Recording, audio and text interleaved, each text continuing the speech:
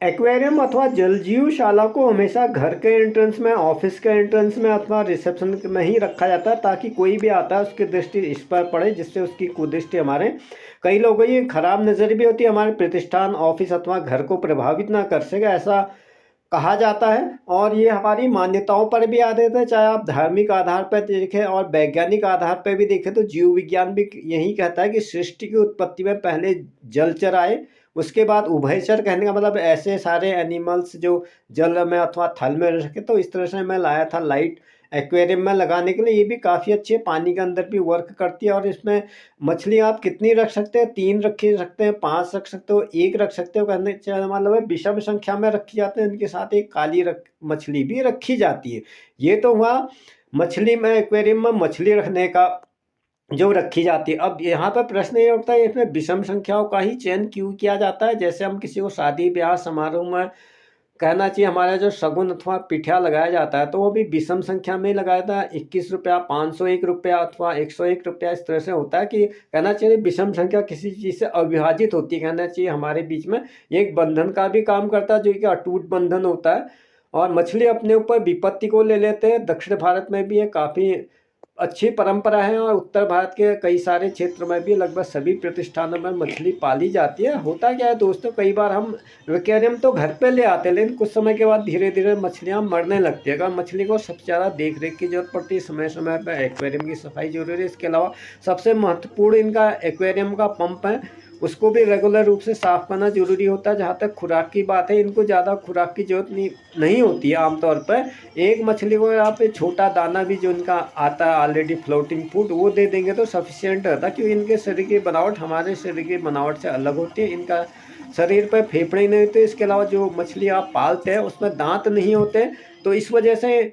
और तीसरी महत्वपूर्ण बात यह कि ये जो है मलमूत्र विसर्जित भी करते रहते हैं, एक दूसरे इन अवशेष अंगों को भी कई बार खा भी जाती है, इसलिए इनके लिए प्रॉपर देखभाल होना जरूरी होता है। अगर आप घर से बाहर जाते हैं तो आपको पास केयर टेकर होना चाहिए, इस बात का भी आपको ध्यान रखना है। जैसे कई लोग का होता है दोस्तों, दोनों सर्विसमैन हैं, अथवा कई बार क्या होता है हमें घर से बाहर भी जाना होता है, अगर इस परिस्थिति में आप अपने एक्वेरियम को छोड़ेंगे तो उसमें मछलियाँ मरने लगती है। इसके अलावा क्या है, अब अगर हम देखते हैं कि शुरू में तो ये बात काफ़ी आसान लगती है, बाद बाद में इसको मेंटेन करना भी काफ़ी सारा मुश्किल हो जाता है। जैसा कि आप देख पा रहे हैं, मैं 1 या 2 या 3 दाने से ज़्यादा नहीं देता हूँ, और मेरे में भी कई बार मछली देख रेख के अभाव में मर जाती है। ऐसा खुद की व्यस्तता एक कारण होता है, घर में कभी शादी ब्याह या फंक्शन वगैरह भी, तो उस वजह से भी हम प्रॉपर देखभाल नहीं कर पाते। ये तो वहाँ एक पक्ष है। दूसरा पक्ष ये है कि ये इसके पीछे धार्मिक मान्यता क्या, अगर हम अपने धर्म के हिसाब से भी चले तो श्री हरि विष्णु, जिन्हें सनातन संस्कृति का आधार स्तंभ माना जाता है, उनका भी निवास स्थान समुद्र में होता है। उनका पहला अवतार जो है मत्स्य अवतार होता है, कहने का मतलब पहले जो है पृथ्वी पर पानी में चलने वाले जीवों की उत्पत्ति हुई होगी, और उसके बाद जैसा विज्ञान कहता है उभयचर वर्ग, अर्थात ऐसी चीजें आई जो पानी और जमीन पर बराबर चल सकती थी, जिसको विज्ञान में कहता है मेढक, टोड, कछुआ, इस तरह से आई, उसको कूर्म अवतार कहा जाता है। थोड़ा बहुत धर्म और विज्ञान भी एक दूसरे का समर्थन करते हुए इस बात को साबित करते हैं कि सृष्टि की उत्पत्ति पहले जल से ही हुई और उसके बाद थल में आए, जो भी हुआ इस तरह से। तो मैं लाया था ये लाइट, जिसे मैं पानी में रखता हूँ, और काफ़ी अच्छा इसका डिजाइनिंग वगैरह है। लेकिन इसके ज़्यादातर एसेसरीज जो भी होते हैं चाइनीज बेस्ड होते हैं, इसलिए इनको केयरफुली इस्तेमाल करना होता है कि इनमें किसी भी पार्ट्स की आपको मरम्मत नहीं मिलेगी, क्योंकि ये सारी चीज़ें क्या होती है पानी के अंदर भी उतनी ही फंक्शनेबल होती है। मैं लाइट लाए पानी के अंदर पूरी तरह डुबा दिए, फिर भी इसमें करंट वगैरह नहीं आता। और इसी तरह से पंप को भी पूरा आपको पानी के अंदर डुबा कर ही ऑपरेट करना, अदरवाइज क्या होगा, ये कई बार पंप आपका फूक भी सकता है। आपको ये ध्यान रखना, जहाँ पर पंप का वायर है पूरी तरह से पानी में डूबा हुआ होना चाहिए। कई लोग क्या करते हैं, मैं देखता हूँ अपने फ्रेंड्स के यहाँ भी, पंप को आधा बाहर आधा अंदर भी करते हैं। यह भी नहीं करना, और उसमें प्रॉपर पानी भरा रहना भी जरूरी है। कई बार हम ध्यान नहीं देते, पानी में काफ़ी कम भी हो जाता है। गर्मी के समय की अगर हम बात करें, अगर आप गर्म जलवायु में रहते हैं, जैसे आप राजस्थान, दिल्ली अथवा दक्षिण भारत में रहेंगे, तो उसमें आप थोड़े बहुत आइस क्यूब भी डाल सकते हैं। इसके अलावा गर्मियों में पानी खुद ब खुद भी सूख जाता है, तो पानी का भी इसमें आपको फ्लो रखना है। इसके अलावा एक्वेरियम को आपको ऐसे तरह से अटैचमेंट करना है कि इसमें लगातार बिजली की सप्लाई होती रहे। कहने का मतलब आप इन्वर्टर से इसको जोड़ देते हो, सर्वोत्तम है। आमतौर पर अगर 3-4 घंटा बिजली चलाई भी जाती है तो उससे कोई फर्क नहीं पड़ता। बस आपको ये करना है कि एक बोतल में स्वच्छ ताज़ा पानी लेकर के उसमें डाल देना चाहिए, ताकि जो इनको घुलनशील ऑक्सीजन की सप्लाई लगातार रूप से मिलती रहे। वो इस बात पर भी निर्भर करता है कि आप किस एरिया में रहते हैं। अगर आप मेरी तरह पहाड़ के ठंडे एरिया में रहते हैं तब तो कोई दिक्कत नहीं है। अगर आप गर्म एरिया में रहते हैं अथवा पानी एकदम गर्म हो जाता है अथवा, तो आपको लगातार बिजली की सप्लाई देते रहनी है, इससे इनके श्वसन प्रणाली और अपना शरीर को भी ठंडा करने में मदद मिलती है।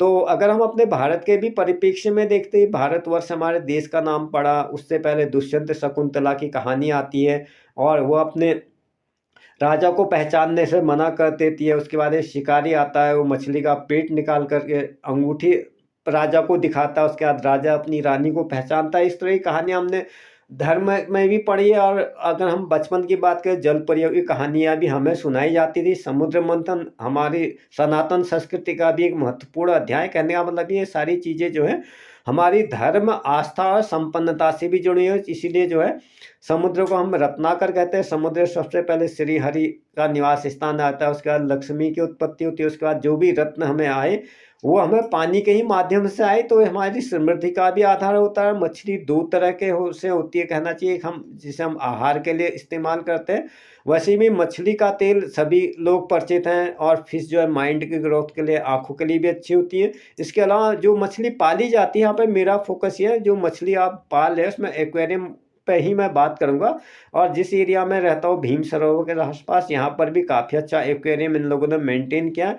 जो कहना चाहिए मत्स्य विभाग और कुमाऊं मंडल विकास निगम वालों का संयुक्त उपक्रम है, सरकारी क्षेत्र, और यहाँ पर भी आपको काफ़ी सारी मछलियाँ देखने को मिल जाती है, अलग अलग वैरायटी की। खैर अभी तो मैं आया था एक्वेरियम के लिए, फ़िश लेने के लिए, और देखभाल के अभाव मेरी भी मछलियाँ मर ही गई थी। आज 3 महीने के बाद लगभग मैं इस शॉप पर आया हूँ। तो इस तरह से ये निर्भर करता है कि आप किस जगह पे रहते हैं और आपका क्या लाइफ शेड्यूल। अगर आप डेली अप डाउन करते हैं तब तो कोई दिक्कत नहीं, एक ही जगह पे रहता है। अगर आप लंबे समय के लिए बाहर चले जाते हैं, जैसे कई लोग जाते हैं गर्मियों के मौसम में, कहना चाहिए हिल एरिया में घूमने फिरने के लिए चले जाते हैं, तब तो आप मछली ना ही पाले तो बेटर है। क्योंकि कुत्ता बिल्ली को आप अपने साथ ले जा सकते हैं, मछली तो एक ऐसी चीज़ है जो बिल्कुल भी पोर्टेबल नहीं है।